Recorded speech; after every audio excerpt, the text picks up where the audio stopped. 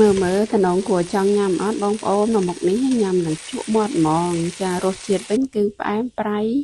ហឹរតិចតិចឆ្ងាញ់ណាចាមកមើលគ្រឿងផ្សំវិញមានដូចជាម្ទេសម៉ាឡេម្ទេសដៃនាងខ្ទឹមសនិងខ្ទឹមក្រហមគល់ស្លឹកគ្រៃស្លឹកក្រូចសើចជើងមាន់នេះខ្ញុំបានទិញមកពីផ្សារចំនួន7ខាំយើងយកមកដល់លាងសម្អាតជាមួយអំបិលឲ្យស្អាតទៅបន្ទាប់មកខ្ញុំកាប់វាជាពីរបងប្អូន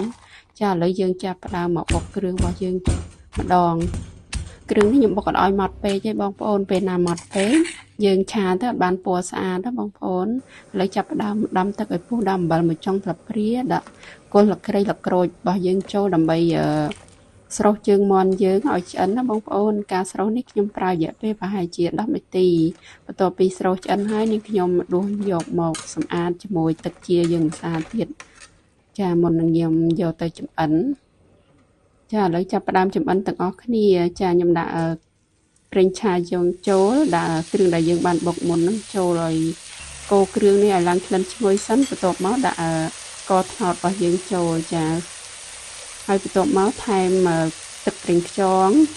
ទឹកត្រីទឹកស៊ីអ៊ីវហើយនិងម្សៅស៊ុបមាន់ចូលមួយស្លាបព្រាទៀតចាកូរគ្រឿងទាំងអស់នេះចូលគ្នាឲ្យសព្វសិនទៅមុននឹងយើង